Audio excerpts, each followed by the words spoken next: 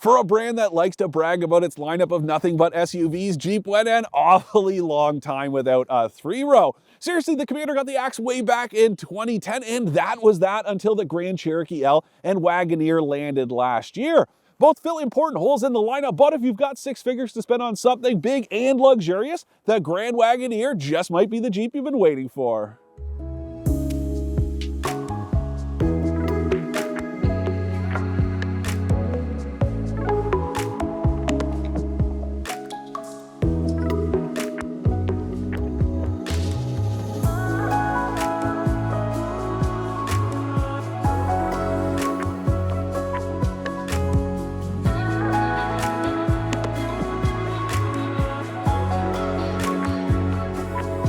For more expert car reviews, don't forget to share our channel and subscribe so you can catch some of this and maybe even a little of that. For those of you who are unfamiliar, there are a couple different versions of this thing on the market already. There's the Wagoneer, and that goes up against the Chevy Tahoe or the Ford Expedition. And then there's this Grand Wagoneer. This one takes on the Cadillac Escalade and the Lincoln Navigator because it's the luxury version. And what does that mean? Well, it is pretty opulent, but more importantly, there's a ton of space. Now, there are bigger versions of both on the way. Those are called the Wagoneer L and the Grand Wagoneer L because they got some real creative folks over there in the naming department. Don't forget there's that Grand Cherokee L as well. Anyway, that's not the point. The point is that there's a ton of space inside this standard version, starting with this second row. It's like a lounge back here. The kids are gonna love it, especially if you go with these optional screens in the back. You get the Wi-Fi hotspot cooking. You can even stream Netflix right to the screens. It's awesome. There's also 2,000 liters of cargo room behind the second row, which is a ton. And then with the third row upright, I can fit back there without a problem. I was actually really surprised at just how roomy it is. Getting in is so easy too because you have these power deployable running boards. And then these door openings are absolutely massive. Getting into either row is a breeze, especially because you can hit a button here.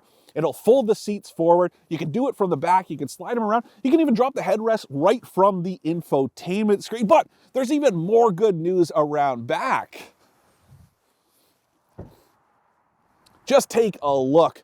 780 liters of cargo room with the third row upright. And that means I can get 4 tires in here. Yeah, they're only for my Miata, so they're 14s, but that's not the point. The point is that that is a lot of stuff to have behind the third row, but as you can see, they fit with the tailgate closed, and that is very impressive. But one thing I'm not so impressed with is the overall styling. Now, in automotive design, you hear a lot about dash to axle ratio, but to me, what's off here is the door to window ratio.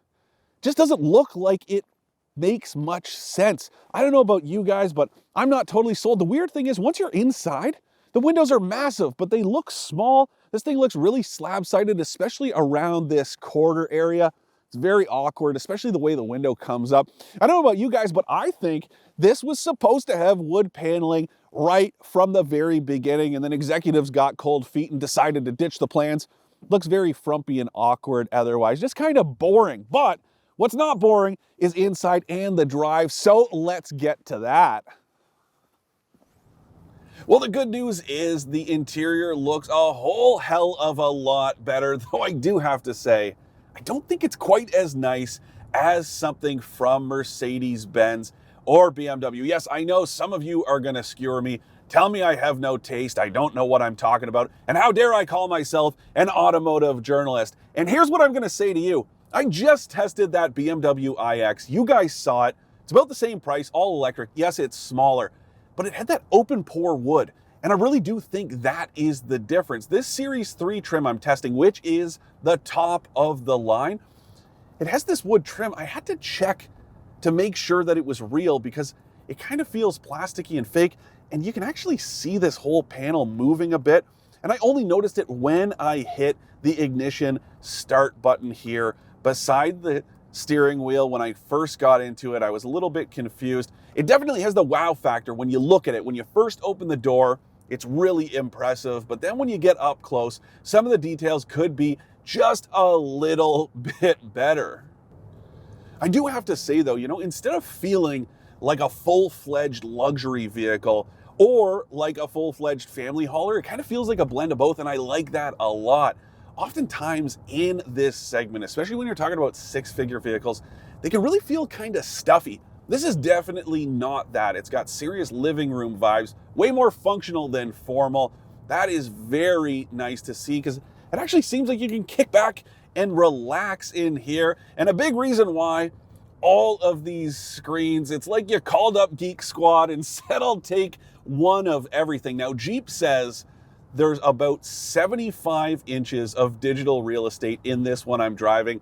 I have no reason to doubt that because if you take a look, I've got this digital instrument cluster, this big 12-inch touchscreen, another touchscreen beneath that. There's even one in front of the passenger, and then there's another one back here. Plus, optionally, it's got two entertainment screens on the backs of these seats. Yes, they are touch. The cool thing is, like I said earlier, you can stream with Amazon Fire TV. That means Netflix and stuff like that. As long as you have that Wi-Fi subscription going, you can stream right there. The kids can stay happy on the road trip up to the cottage. And then getting back to this screen over here on the dash, it's kind of cool because you can pull up different stuff like navigation. Now, I am going to nitpick. I really wish you could pull up Apple CarPlay or Android Auto on that screen, especially because of the whole Google Maps thing. You guys know, I love it. I've got it running right now, even though I am so familiar with these roads. Just one of those peace of mind things.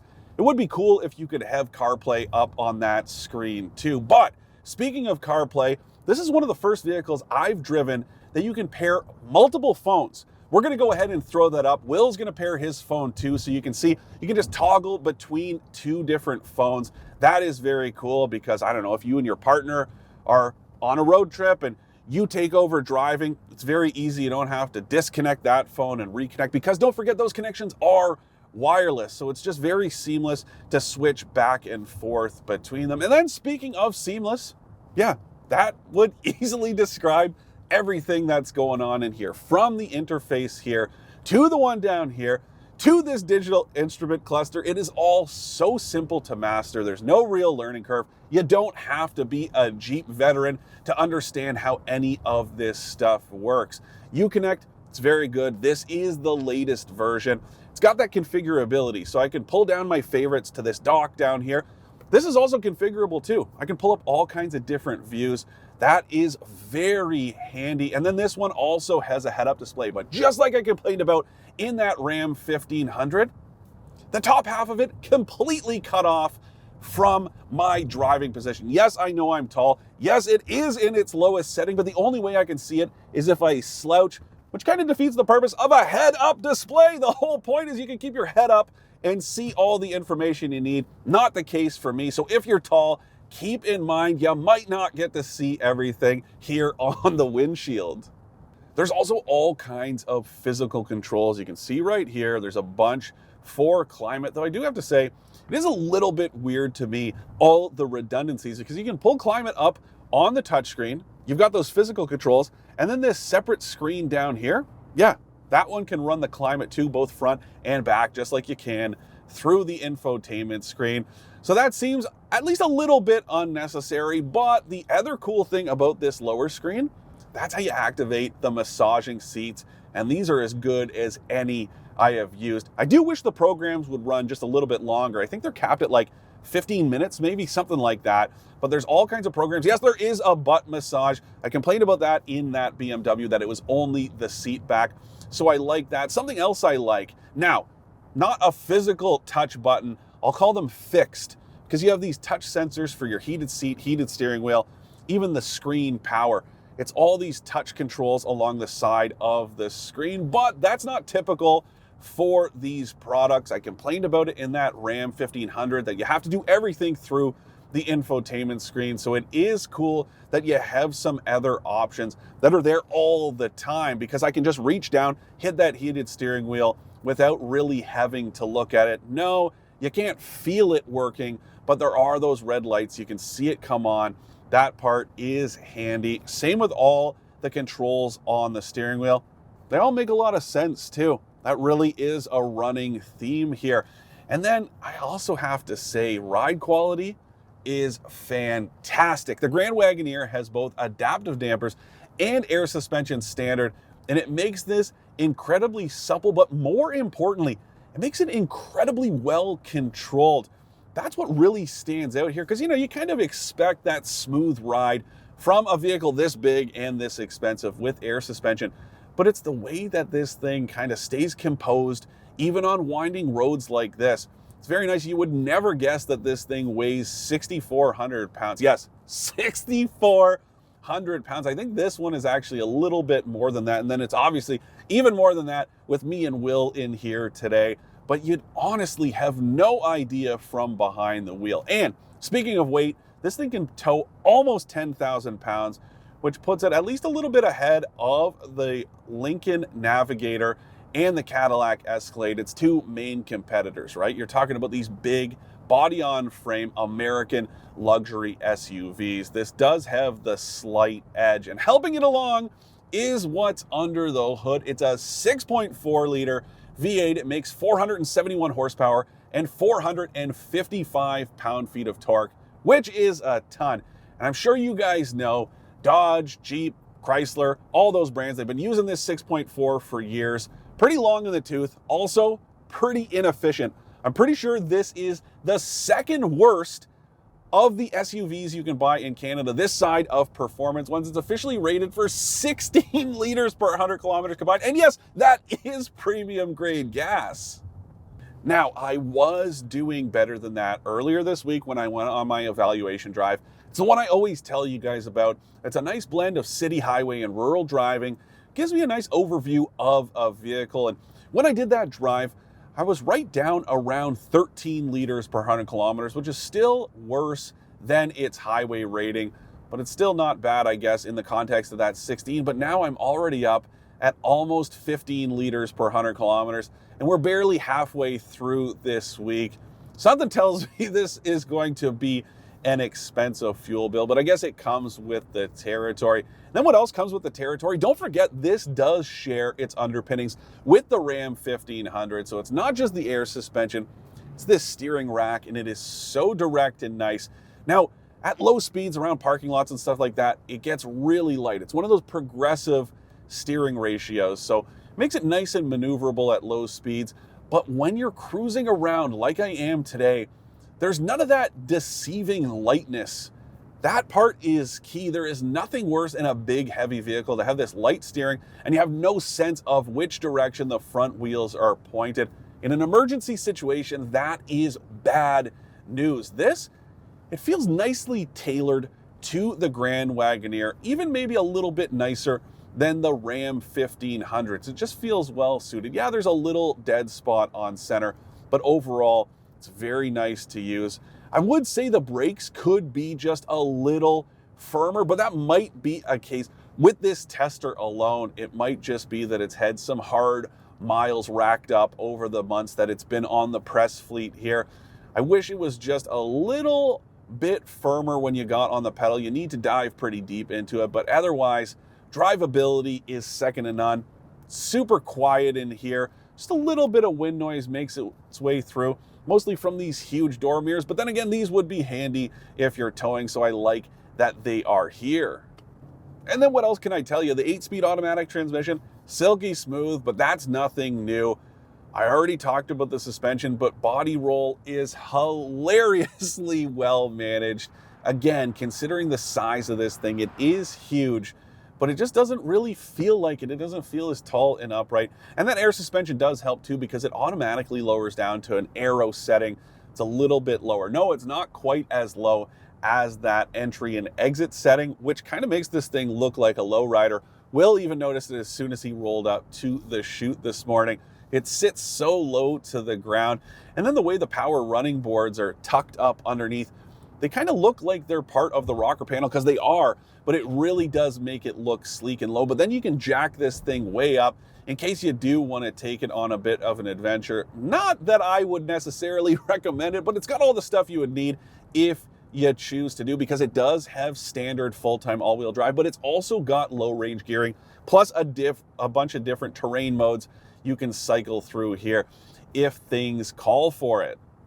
There's also all kinds of advanced safety stuff here, and I do have to hand it to Jeep, because it's usually not the case with American automakers to give you standard advanced safety gear all the way across the lineup, even in expensive vehicles like this one. But the Grand Wagoneer has it all. Lane keeping, forward collision warning, adaptive cruise control. Now this one is the Series 3, so it's got a few other goodies like a junction turn assist feature. So I've talked about it before. If you're coming up to an intersection, you're about to turn left and you can't see if there's any traffic coming towards you, yeah, this will warn you of that to keep you from pulling out into some big truck that's headed your way. It's also got night vision that you can pull up here in the digital instrument cluster.